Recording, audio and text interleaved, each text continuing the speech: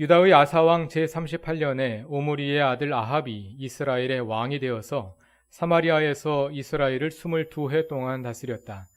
오므리의 아들 아합은 그 이전에 있던 왕들보다 더 심하게 주님께서 보시기에 악한 일을 하였다.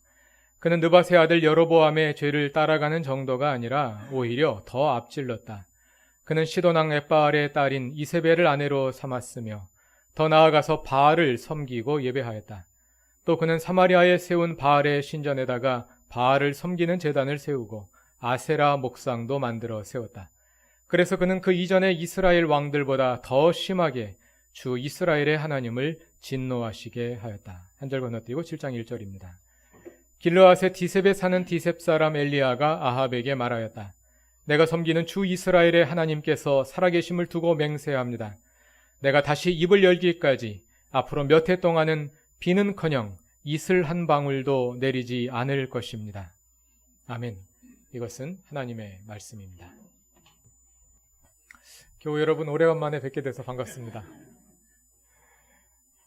뜻하지 않던 자전거 사고를 당해서 주일 강단에 서지 못했던 지난 3주 동안 여러 교우들이 저를 위해서 기도해 주시고 이모저모로 관심과 사랑을 전해 주시고 또 무엇보다도 편안히 쉬면서 치료에 전념할 수 있도록 배려해 주셔서 그동안 잘 지냈습니다. 이 자리를 빌어서 온 교회에 진심으로 감사드립니다. 쉬고 있는 동안 교회를 생각할 때마다 제가 담임 목사로서 걱정과 아픔 가운데 있는 교우들을 찾아가서 돌보아 드려야 하는데 오히려 치료를 받는 처지가 되어서 교우들께 걱정을 끼쳐드려서 늘 죄송한 마음이었습니다. 그러나 한편으로는 여러분이 저를 돌보아 주시면서 그 일을 귀찮아하지 않고 즐거워하신다는 것을 다시 발견하는 기회가 되기도 했습니다. 힘들거나 고통스러웠던 기억은 없습니다. 누울 수가 없어서 소파에 앉아서 자거나 옆으로 쭈그려 누워서 자고요. 진통제 때문에 한동안은 몽롱한 가운데서 지내긴 했습니다만 다 잘 때나 몽롱할 때 이루어진 일이라 하나도 생각이 나지 않습니다. 정말 아프신 분들은 따로 있지요. 저는 겨우 갈비뼈 4개 부러졌는데요. 전영래 집사님은 그 연세에 갈비뼈 5개에 쇄골까지 부러지셔가지고 정말 고생을 많이 하셨습니다. 그때는 그냥 그런가 보다 했는데 제가 겪어보고 나니까 정말 힘드셨겠구나 느끼게 됩니다. 또 강신복 장로님도 전에 비슷하게 다치신 일이 있었다고 하더라고요. 먼저 겪어보신 선배님들이 이모저모로 코치를 잘해 주셔가지고 큰 도움이 되었습니다. 사실 이렇게 말씀드리면 더 죄송해집니다만 3주 동안 저는 최상의 휴가를 보냈습니다. 그냥 수도원에 있는 것처럼 몸과 마음이 평안했고요. 정말 오랜만에 장시간 깊은 독서에 집중할 수 있었습니다. 하이데거의 존재와 시간을 3번 정독했는데요. 길고 어려운 책이라서 장시간 집중하면서 읽어야지 해독이 되고 전체 구조도 파악할 수 있는데 이번에 너무 좋은 기회를 맞이해가지고 아주 즐거운 독서를 했습니다. 책을 읽으면서 인간의 존재와 해석에 대해서 그리고 죽음과 삶에 대해서 더 깊이 생각해 볼 수 있는 좋은 기회가 되었습니다. 이 기간에 저에게 기쁨이 되었던 또 한 가지는 음악이었습니다. 멘델스존의 오라토리오 엘리야를 여러 번 들었는데요. 이 곡은 핸델의 메시아, 하이든의 천지창조와 함께 서양 음악사의 3대 오라토리오로 꼽히는 작품입니다. 이번 주와 다음 주 설교의 주제가 엘리야 예언자입니다. 보통 제가 주일 설교 본문을 한두 달 전에 정해서 문지영 음악감독께 드리면 문입사님이 거기에 맞추어서 주일 예배 음악을 준비하십니다. 그래서 매주일 찬양대의 찬양과 오르간 연주가 다 설교 주제에 맞추어지고 있습니다. 알고 계셨나요? 이번 설교를 위해서 문집사님이 특별히 엘리야 오라토리오 CD를 제게 보내주셨습니다. 그래서 몇 주 동안 이 음악을 들으면서 큰 감동을 받았습니다. 그동안 교회 음악의 대곡들을 많이 들어보았습니다만 과연 3대 오라토리오로 꼽힐 만한 뛰어난 작품입니다. 이 곡은 2부로 이루어져 있습니다. 제1부는 열왕기상 17장과 18장에 나오는 갈멜산의 엘리야 이야기이고 제2부는 19장에 나오는 시내산의 이야기, 엘리야 이야기를 담고 있습니다. 제1부는 오늘 설교 본문의 마지막 절이기도 한 열왕기상 17장 1절에 나오는 엘리야의 경고로부터 시작됩니다. 내가 섬기는 주 이스라엘의 하나님께서 살아계심을 두고 맹세한다. 내가 다시 입을 열기까지 앞으로 몇 해 동안은 비는커녕 이슬 한 방울도 내리지 않을 것이다. 하나님께서 이렇게 이스라엘을 심판하신 이유는 아합 왕의 악행 때문이었습니다. 오늘 본문인 열왕기상 16장 30절 이하를 보면 아합은 그 이전에 이스라엘의 어떤 왕들보다 더 심하게 하나님을 진노하시게 한 왕이었습니다. 많은 악행들 가운데서도 그는 이스라엘 북쪽 나라 시돈의 공주인 이세벨과 정략 결혼을 하고 그 이세벨이 바알과 아세라 종교를 이스라엘에 들여와 번성시키게 했습니다. 엘리야의 경고대로 가뭄이 시작되었습니다. 가뭄이 계속되는 동안 예언자 엘리야는 하나님 말씀에 따라 그릿 시냇가에 머물며 까마귀들이 날아다주는 빵과 고기로 연명합니다. 그 시냇물마저 말라버린 후에는 하나님께서 엘리야를 시돈의 사르밧으로 보내서 한 과부의 집에 머물게 하시고 그 과부와 외아들은 엘리야 덕에 그 기간을 연명하게 됩니다. 오라토리오는 열왕기상의 흐름을 따라 18장으로 넘어갑니다. 3년 동안 가뭄이 계속된 후 엘리야는 아합 왕을 찾아갑니다. 엘리야는 바알의 예언자 450명과 아세라 예언자 400명과 갈멜산에서 홀로 대결할 것을 제안합니다. 결전의 날이 되었습니다.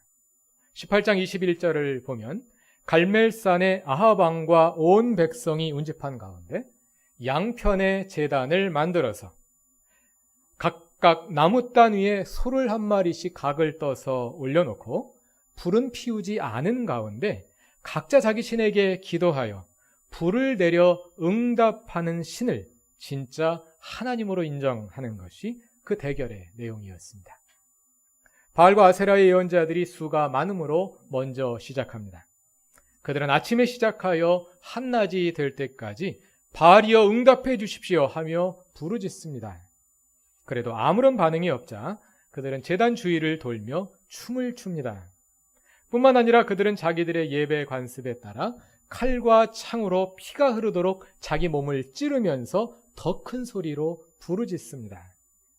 29절을 보면 그들은 한낮이 지나 저녁 제사를 드릴 시간이 될 때까지, 그러니까 아침부터 하루 종일 미친 듯이 날뛰었습니다. 그러나 아무런 소리도 없고 아무런 대답도 없고 아무런 기척도 없었습니다. 이제 엘리야의 차례가 되었습니다. 엘리야는 온 백성을 가까이 부른 후에 무너진 주님의 제단을 고쳐 쌓습니다. 그는 12지파를 상징하는 12개의 돌을 모아 제단을 다시 쌓고 주변에 도랑을 팝니다. 그리고는 나무단 위에 각을 뜬 소를 올려놓고 물통 4개의 물을 가득 채우다가 제물과 나무단 위에 쏟게 합니다. 그렇게 3번을 반복한 후에 그는 이렇게 기도합니다. 18장 36절과 37절을 다 같이 읽어보겠습니다. 18장 36절과 37절입니다. 제사를 드릴 때가 되니 엘리야 예언자가 앞으로 나가서 이렇게 기도하였다. 아브라함과 이삭과 이스라엘을 돌보신 주 하나님, 주님께서 이스라엘의 하나님이시고 나는 주님의 종이며 내가 오직 주님의 말씀대로만 이 모든 일을 하고 있다는 것을 오늘 저들이 알게 하여 주십시오. 주님 응답하여 주십시오. 응답하여 주십시오. 이 백성으로 하여금 주님이 하나님이시며 그들의 마음을 돌이키게 하시는 주님이심을 알게 하여 주십시오. 그러자 주님의 불이 떨어져 제단과 나무단과 돌들과 흙을 태우고 도랑에 있는 물을 모두 말려버립니다. 온 백성은 이것을 보고 하나님을 인정합니다. 그리고 엘리야의 지시에 따라 바알의 예언자들을 모두 잡아서 처단합니다. 그리고 얼마 지나지 않아 짙은 비구름이 몰려와 큰 비가 퍼붓기 시작합니다. 오라토리오 제1부는 대체로 이 흐름을 따라 전개됩니다. 오라토리오 엘리야 외에도 갈멜산 사건을 주제로 한 비교적 잘 알려져 있는 한국의 성가곡이 하나 있습니다.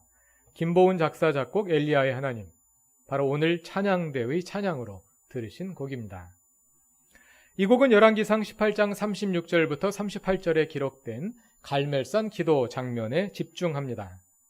갈멜산에서 드린 엘리야의 기도에 불로써 응답하신 하나님이 곧 나의 하나님이자 우리의 하나님이라는 고백과 함께 그 하나님께서 이 시간 눈물로 부르짖는 나의 간곡한 기도에도 응답하셔서 우리의 몸과 마음을 불살라 달라는 간구가 여기에 있습니다. 가사가 익숙하지 않으신 분들은 주보 귀퉁이에 있으니까 참조하셔도 좋겠습니다. 성경 본문을 가지고 만든 노래들을 잘 읽어보면 그 나름의 독특한 해석이 거기에 담겨 있는 것을 발견할 수 있는데요. 찬양곡 엘리야의 하나님은 기도하는 사람의 관점에서 본문을 해석하고 있습니다.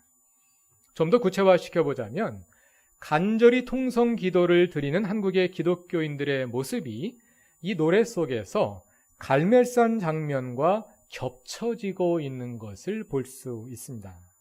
무슨 말씀이냐 하면 노래 2절 가사 중에 눈물로 울부짖는 엘리야의 기도에 하나님이 불을 내려 응답하셨다는 내용이 있습니다.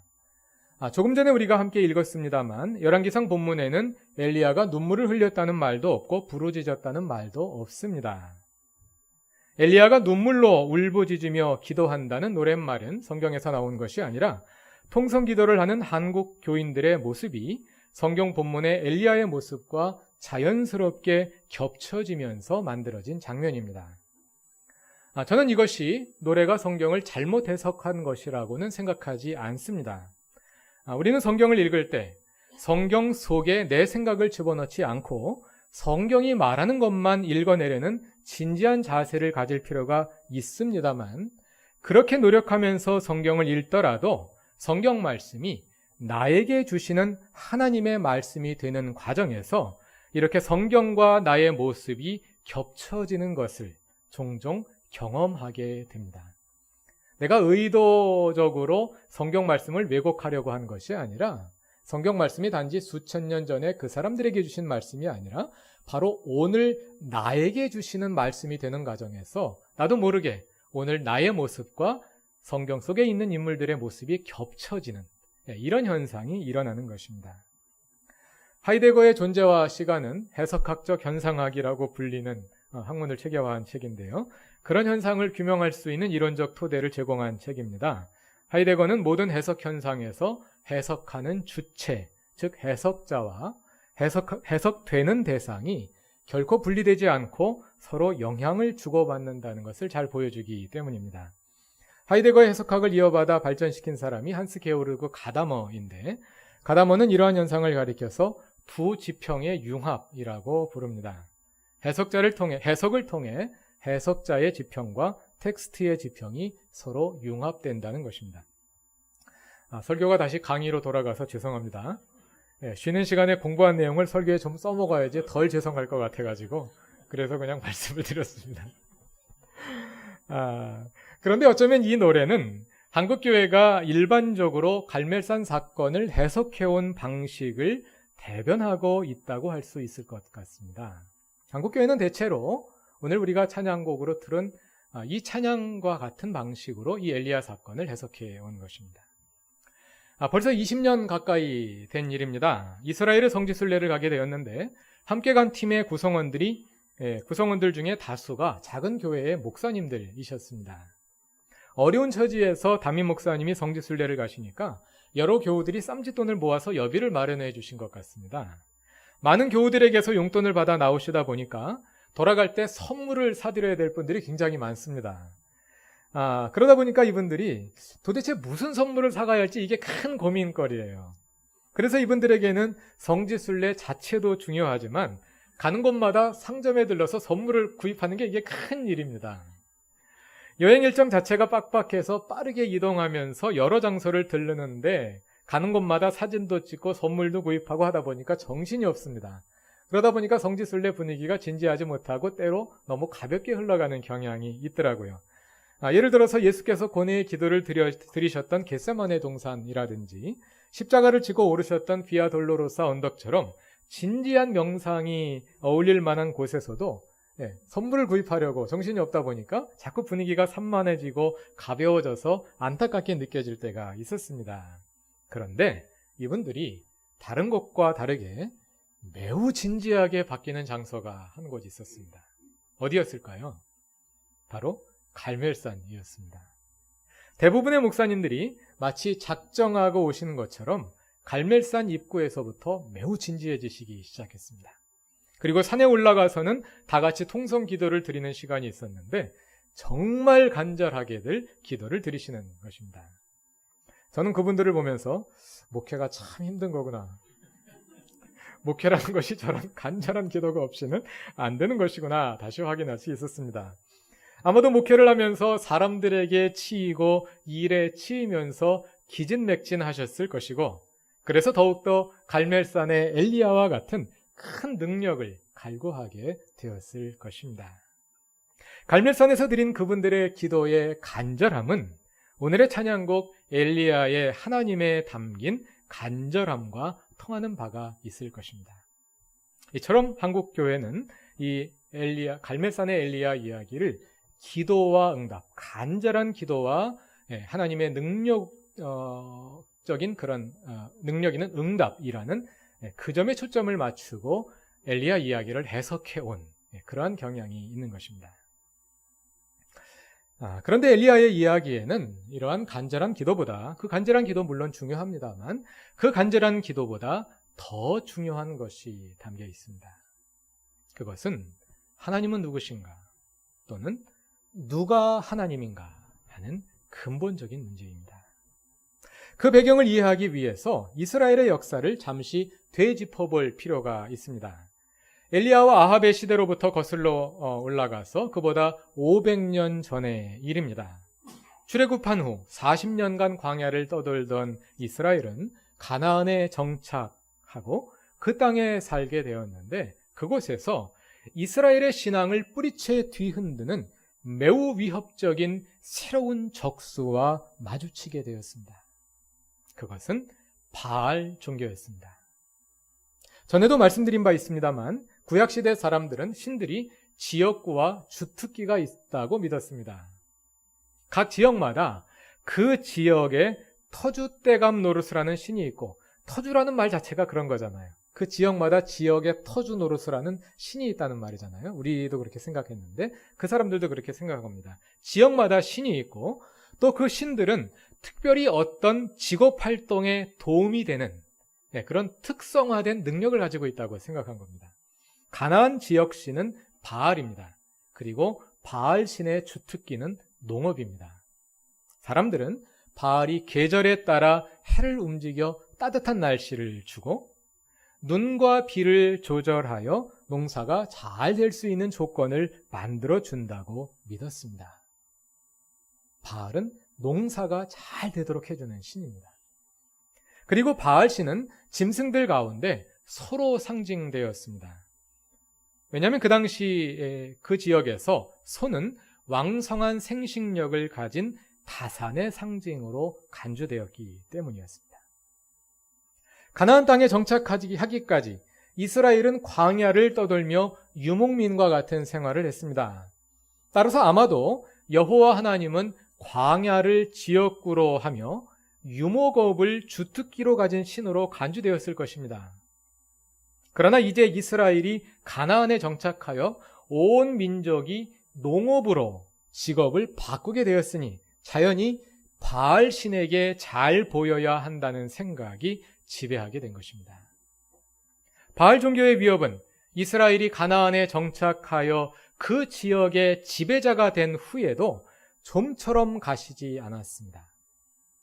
팔레스타인을 이스라엘 사람들이 지배하게 되었으나 여전히 바알 종교의 그 매력이, 바알 종교의 위협이 약화되지를 않는 것입니다. 심지어는 여호와 하나님을 믿는 신앙과 바알 신앙의 혼합이 일어나기까지 했습니다. 열왕기상 12장 28절을 보면은요, 북왕국이 세워진 후에 태조인 여로보암이 단과 베델에 금송아지를 만들어 두고는 그 금송아지들이 그들을 이집트 땅에서 인도하여 올린 바로 그 하나님이라고 말하는 것을 볼 수 있습니다. 소는 바알의 상징이라고 말씀드렸죠. 하나님이 바알의 옷을 입게 된 것입니다. 하나님이 금 송아지로 상징되고 있는 것입니다. 하나님이 별거 있나? 사업 잘 되게 해주고 돈 잘 벌게 해주는 신이 하나님이지 하는 생각이 지배하고 있는 것입니다. 다 잘 되자고 하나님 믿는 거지 고생하려고 하나님 믿는 사람 있나? 그렇다면 현실적으로 도움이 되어야 하나님이지 하는 생각입니다. 그런 점에서 바알 신앙은 한마디로 말하자면 번영 신앙 또는 물질주의 신앙이라고 할 수 있을 것입니다. 갈멜산에서 바알과 아세라의 예언자들과 엘리야 사이에서 벌어진 850대 1의 대결은 과연 진정으로 농업을 주관하는 신이 누구인지, 이 땅에 비를 내려 농작물이 자라게 하는 신이 바알인지 하나님인지를 확인하는 그러한 대결이었습니다. 이 대결에서 하나님은 3년 동안 그 땅에 가뭄이 들게 하시고 그 후에 엘리야의 기도에 응답하여 하늘에 불을 내리시고 큰 비를 내리심으로써 하나님 당신이 바로 천지의 창조자로서 비를 주관하고 날씨를 주관하는 신이심을, 바알이 아니라 하나님이 농업을 주관하는 신이심을 만천하에 밝히 보여주었다는 것입니다. 맞습니다. 하나님은 우리의 생명의 근원이시며 우리가 생명을 이어갈 수 있는 것도 오직 하나님의 돌보심으로 인해서 가능합니다. 그분이 때를 따라 비를 내려주시고 때를 따라 햇빛을 비추어 주심으로 만물이 소생하고 번성하며 우리가 이 땅에서 건강하게 살아갈 수 있습니다. 그런데 우리가 여기에서 주의해야 할 것은 이 사건이 이기는 편이 우리 편이라는 식으로 오해되면 안 된다는 것입니다. 왜냐하면 갈멜산에서 하나님이 스스로를 드러내신 방식은 성경 전체를 통해서 보면 하나님이 잘 쓰지 않으시는 방법이기 때문입니다. 하나님이 매우 이례적인 방법으로 갈멜산에 나타나신 것입니다. 그 사건의 시점을 중심으로 생각해 봅시다.